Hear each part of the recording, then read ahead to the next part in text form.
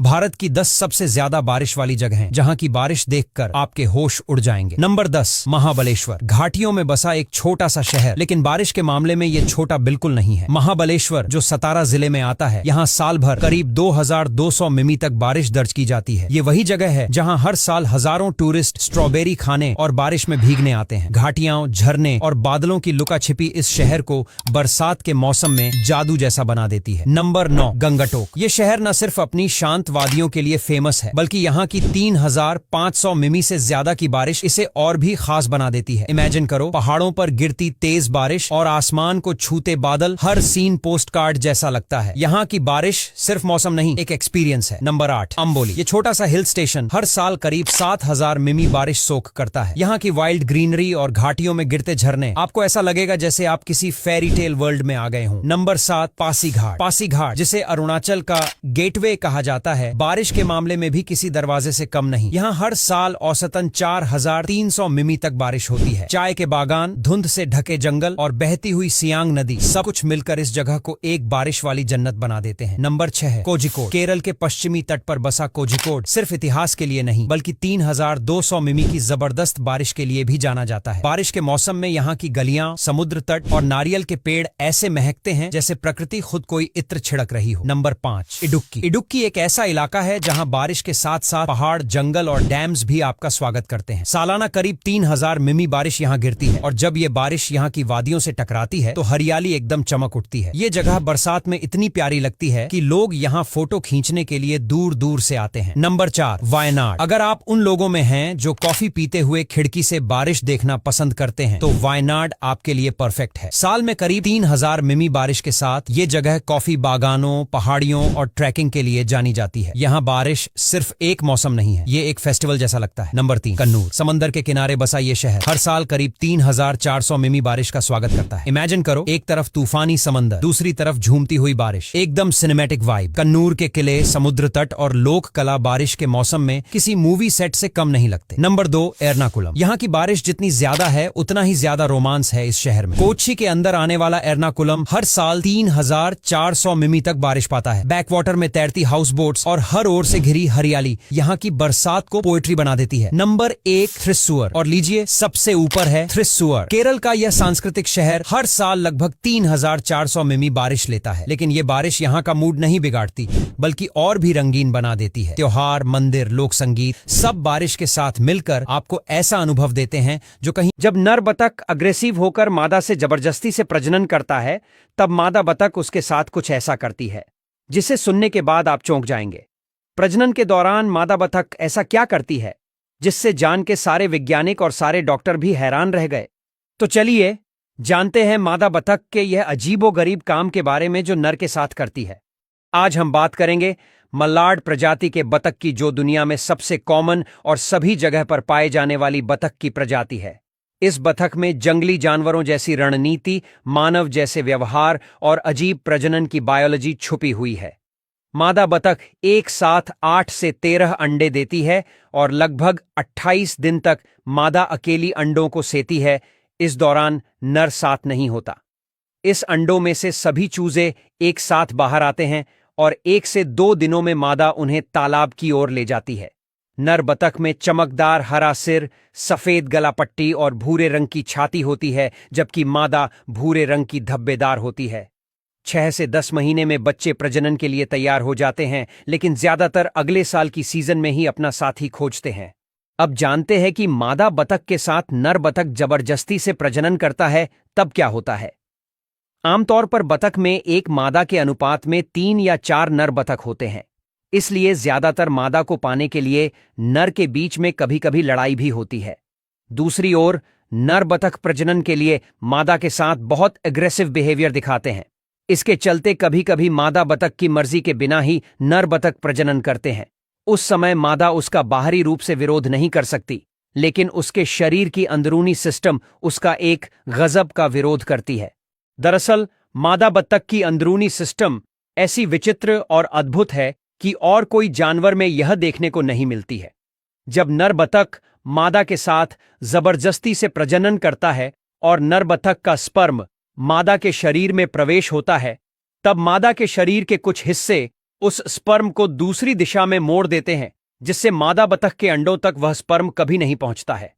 मादा बतख के प्राइवेट भाग में कई ऐसे रास्ते होते हैं जो कि एक तरह के बंद पाउच जैसे होते हैं। मतलब कि मादा अगर कोई नर बतख का स्पर्म नहीं चाहती हो, वह उसी पाउच जैसे बंद रास्ते में स्पर्म को मोड़ देती है, जिससे वह नर का स्पर्म कभी मादा को मां नहीं बना सकता। लेकिन जब मादा को मां बनना होता है, तब वह कोई नर बतख के स्पर्म को अंदर अंडों तक पहुंचने देती है, जिससे वह मां बन सके। मतलब कि मादा बतख अपने आप ही निर्णय लेती है कि उसे मां बनना है या नहीं बनना। सोचो, अगर बतख जैसी संरचना अगर महिला के शरीर में होती तो क्या होता, और महिला को इससे क्या फायदे और क्या नुकसान होते। दुनिया के वो देश जहां जाने के लिए भारत के लोगों को वीजा की जरूरत नहीं पड़ती, ना वीजा की लाइन, ना कोई लंबा प्रोसेस, बस टिकट बुक करिए और उड़ जाइए विदेश। नंबर 7, नेपाल। ये देश भारत के सबसे करीबी दोस्तों में गिना जाता है। लेकिन क्या आप जानते हैं कि नेपाल जाने के लिए आपको पासपोर्ट तक की जरूरत नहीं पड़ती? जी हां, सिर्फ अपना आधार कार्ड या वोटर आईडी साथ रखिए और चल पड़िए हिमालय की गोद में बसे इस शांत सुंदर देश की सैर पर। काठमांडू की घाटियां, पोखरा की झीलें और मंदिरों की शांति, सब कुछ एकदम घर जैसा महसूस होता है। लेकिन विदेशी एक्सपीरियंस के साथ ये देश ना सिर्फ वीजा फ्री है, बल्कि भारतीयों के लिए एक सेफ और सस्ती ट्रैवल डेस्टिनेशन भी है। Number 6, Indonesia. बाली का नाम सुनते ही आंखों में समुद्र की लहरें और दिल में रोमांच की लहरें उठती हैं। लेकिन क्या आप जानते हैं कि भारतीय नागरिकों को इंडोनेशिया में 90 दिन तक के लिए वीजा की जरूरत नहीं होती? सिर्फ टिकट बुक करिए और निकल जाइए इस ट्रॉपिकल पैराडाइज की तरफ। मंदिरों की भव्यता, समुद्र किनारे सनसेट और कल्चर का अनोखा संगम। इंडोनेशिया वो जगह है जहां हर ट्रैवलर को एक बार जरूर जाना चाहिए, और जब वीजा फ्री हो तो जाने का मजा और बढ़ जाता है। नंबर 5, भूटान। अगर आप किसी ऐसी जगह जाना चाहते हैं जहां शांति हवा में घुली हो और प्राकृतिक सुंदरता हर कोने में बसी हो, तो भूटान आपके लिए परफेक्ट है। भारतीयों के लिए इस देश के दरवाजे पूरी तरह खुले हैं। No visa, no tension. आप सड़क से भी ट्रेवल कर सकते हैं और वहां के नागरिकों जैसा ही एक्सपीरियंस पा सकते हैं। वहां का ग्रोस नेशनल हैप्पीनेस वाला कॉन्सेप्ट पूरी दुनिया में फेमस है, और यकीन मानिए थिम्फू और पारो जैसे शहर किसी जादुई दुनिया से कम नहीं लगते। Number 4, Mauritius. काला रेत, नीला समंदर और खूबसूरत बीचेस। मॉरिशस सिर्फ हनीमून कपल्स का नहीं, हर ट्रैवल लवर का ड्रीम है। और भारतीयों के लिए ये ड्रीम और भी आसान है, क्योंकि मॉरिशस देता है आपको 60 दिन तक का वीजा फ्री स्टे। यहाँ आपको एक तरफ अफ्रीकी कल्चर मिलेगा तो दूसरी तरफ फ्रेंच इन्फ्लुएंस। इतना खूबसूरत कॉम्बिनेशन, और वो भी बिना वीजा के। भला इससे बेहतर क्या हो सकता है। Number 3, Seychelles. अगर आपको लगता है कि विदेशी आइलैंड सिर्फ रिच लोगों के लिए होते हैं, तो सेशेल्स आपकी सोच बदल देगा। इंडियन पासपोर्ट होल्डर्स को यहाँ 30 दिन का वीजा ऑन अराइवल दिया जाता है, वो भी बिना किसी लंबी प्रोसेस के। यहाँ का सफेद रेत, नीले पानी के बीच और ट्रॉपिकल वाइब्स, हर चीज इतनी शांत और खूबसूरत है कि आप वापस आने का मन ही नहीं करेगा। ये एक परफेक्ट बीच गेटअवे है जहां आपको एक बार तो जरूर ही जाना चाहिए। Number 2, Thailand. बैंकॉक की चकाचौंध हो या फुकेत के बीचेस, थाईलैंड आज की जनरेशन की सबसे पसंदीदा इंटरनेशनल डेस्टिनेशन है। और भारत से यहाँ जाना और भी आसान है, क्योंकि थाईलैंड में इंडियन टूरिस्ट के लिए वीजा फ्री एंट्री की सुविधा है। मतलब आपको सिर्फ टिकट चाहिए और एक छोटा सा bag. Thai street food, night markets और बुद्धा टेम्पल्स, ये एक्सपीरियंस आपको जिंदगी भर याद रहता है। नंबर 1, मालदीव। अगर आपके पास इंडियन पासपोर्ट है तो मालदीव में एंट्री के लिए किसी वीजा की जरूरत नहीं पड़ती। यहाँ आपको 30 दिन का वीजा ऑन अराइवल मिलता है। ये नियम इंडियन टूरिस्ट के लिए लंबे समय से लागू है और इसे ट्रैवल के लिए एक बढ़िया ऑप्शन माना जाता है। मालदीव हिंद महासागर में बसा एक छोटा सा द्वीपीय देश है, जहां जाने के लिए भारत से ढेर सारी फ्लाइट्स हमेशा अवेलेबल रहती हैं। वीजा प्रोसेस आसान होने की वजह से ये डेस्टिनेशन उन लोगों के लिए प्रैक्टिकल बन जाती है जो बिना ज्यादा कागजी झंझटों के विदेश जाना चाहते हैं। भारत के वो गांव जहां आज भी 100 साल पुराने रीति रिवाज चलते हैं। जो कहानियां हमने बचपन में सुनी थीं, ये गांव आज भी उसी जिंदगी को जी रहे हैं। नंबर 7, कोंगठोंग मेघालय। यहां नाम लेकर नहीं बुलाया जाता, बल्कि सीटी बजाकर। जी हां, मेघालय का कोंगठोंग गांव, जिसे व्हिस्लिंग विलेज कहा जाता है, वहां हर इंसान के लिए एक खास धुन होती है जो उसकी मां उसे पैदा होते ही देती है। ये धुन उसकी पहचान बन जाती है और पूरे गांव में वही सीटी उसकी आवाज बन जाती है। ना नाम पुकारना, ना गुस्सा करना, सिर्फ सुरों में बात होती है। यह परंपरा सैकड़ों साल पुरानी है और अब भी उतनी ही जिंदा है जितनी आज से 100 साल पहले हुआ करती थी। नंबर 6 मट्टूर कर्नाटक। आज जब लोग अपनी मातृभाषा तक भूलते जा रहे हैं, मट्टूर एक ऐसा गांव है जो पूरी तरह संस्कृत में सांस लेता है। घर में, बाजार में, स्कूल में, हर जगह संस्कृत में बातचीत होती है। बच्चे संस्कृत में कविताएं सुनाते हैं और बड़े वेदों का उच्चारण करते हैं जैसे ये उनका पहला प्यार हो। ये गांव सदियों पुरानी वैदिक संस्कृति को न सिर्फ याद कर रहा है बल्कि उसे जी भी रहा है। यहाँ मॉडर्निटी की रफ्तार संस्कृति से पीछे चलती है। नंबर 5 खिमसर राजस्थान। थार रेगिस्तान के रेत में बसा ये गांव किसी लोक कथा से कम नहीं। ऊंटों की घंटियों से जागते लोग और लोक गीतों से सजे मेलों में आज भी राजस्थानी परंपराएं पूरी शान से जिंदा हैं।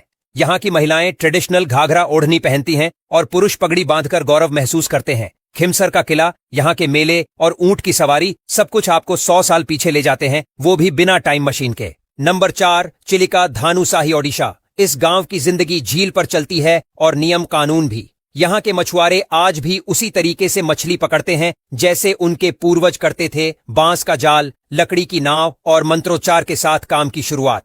यहाँ की महिलाएं लोक गाथाएं गाती हैं और पूजा पाठ में प्राचीन विधियां अपनाती हैं। ये गांव दिखाता है कि आधुनिकता चाहे जितनी तेज दौड़े, पुरानी परंपराएं अपनी लय में ही चलती हैं। नंबर 3 किब्बर हिमाचल प्रदेश। स्पीति घाटी में बसा किब्बर गांव तिब्बती ट्रेडिशन की एक जिंदा मिसाल है। यहाँ लौसर त्योहार मनाया जाता है, प्रार्थना झंडे हर छत पर लहराते हैं और घर घर में बुद्ध की मूर्तियां रखी होती हैं। यहाँ के लोग आज भी तिब्बती खानपान, बोलचाल और धार्मिक अनुष्ठानों को उसी तरह निभाते हैं जैसे 100 साल पहले निभाते थे। ये गांव ऊंचाई पर जरूर है पर इसके कल्चर की जड़ें बहुत गहराई तक फैली है। नंबर 2 छितकुल हिमाचल प्रदेश। भारत का आखिरी बसा हुआ गांव छितकुल। यहाँ पहुंचते ही ऐसा लगता है जैसे समय थम गया हो। महिलाएं आज भी ट्रेडिशनल पोशाक में, सिर पर टोपी और कमर पर पट्टा बांधकर खेतों में काम करती है। यहाँ शादियों में बलि देने की परंपरा है और समाज में बहुपति प्रथा की कहानियां आज भी सुनी जाती हैं। मॉडर्निटी की परछाई भी यहाँ बहुत धीरे धीरे पहुंचती है और जब पहुंचती है तो पुरानी परंपराएं उसे अपने हिसाब से अपनाती हैं। नंबर 1 महानाद पश्चिम बंगाल। हुगली जिले का ये छोटा सा गांव धार्मिक ऊर्जा से भरा है। यहाँ के मंदिरों में आज भी वैदिक यज्ञ, आहुति और नंगे पांव परिक्रमा जैसी परंपराएं निभाई जाती हैं। रघुनाथ जी का मंदिर यहाँ का केंद्र है और ऐसा माना जाता है कि यहाँ पूजा की विधियां 1000 साल पुरानी है। बच्चे मंत्रों के साथ बड़े होते हैं और घरों में तुलसी पूजा आज भी कंपलसरी मानी जाती है। ये गांव बताता है कि कुछ परंपराएं समय के साथ नहीं बदलती, उल्टा समय को बदल देती है। हमारे चैनल ग्रो ग्रीन इंटरप्राइजेज को सब्सक्राइब करें, बेल आइकन दबाएं।